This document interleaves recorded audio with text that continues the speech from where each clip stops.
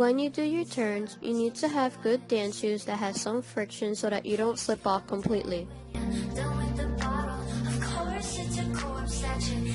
My personal favorite is the calves lyrical shoes because it does not have too much friction, which allows me to achieve my number of pirouettes, but not all of you can agree.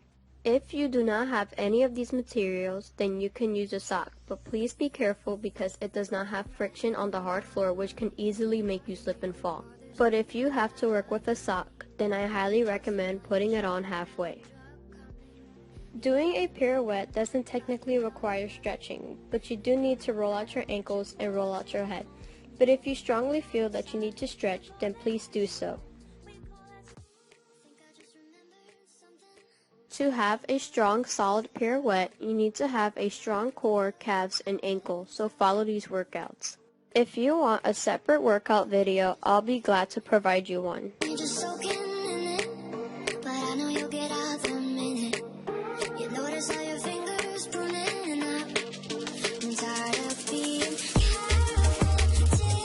After every workout, you need to stretch out your muscles to make them long and lean.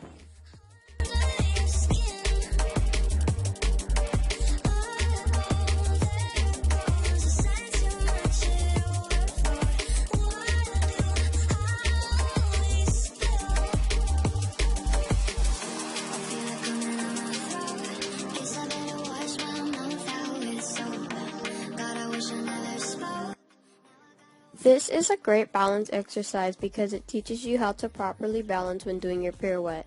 It is also a great strengthening for your ankles.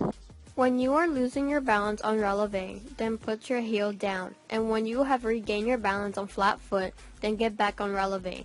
This teaches you to not fall out completely when you're doing your pirouette.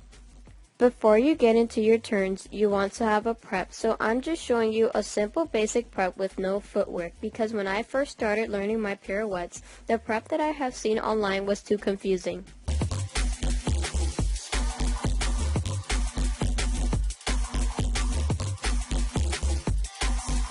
Many dancers were taught differently on their preps.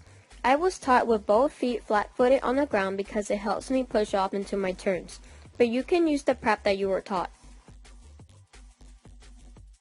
This is a great exercise for getting into your pirouettes.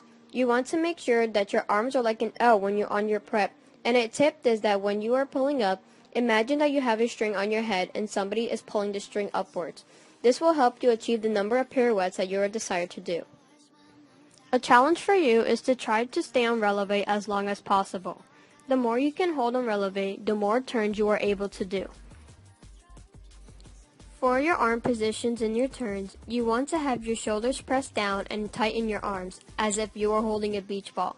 When someone is trying to make your arms lose its position, they shouldn't be able to because of how tight you are holding the position.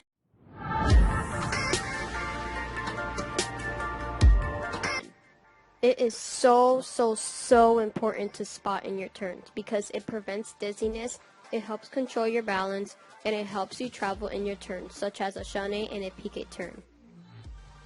An exercise to improve your spot is to find an object that stands out the most so that it is easy to spot, and to keep looking at it as you go around. When you cannot look anymore, whip your head around and quickly find the same object.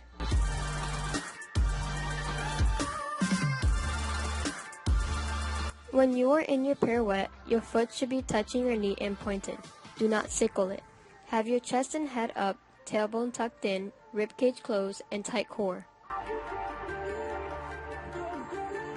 Your foot should not be above or below your knee. You should be able to balance an object on your leg in your turning position.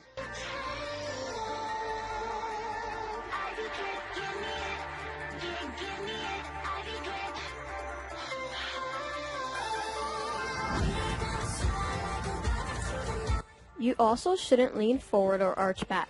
That's how you will fall out. Again, you need to pull up as if somebody is pulling your hair upwards. It is really important to balance the weight between your legs so that you don't fall forward or backwards, especially if you're going to do more than one turn.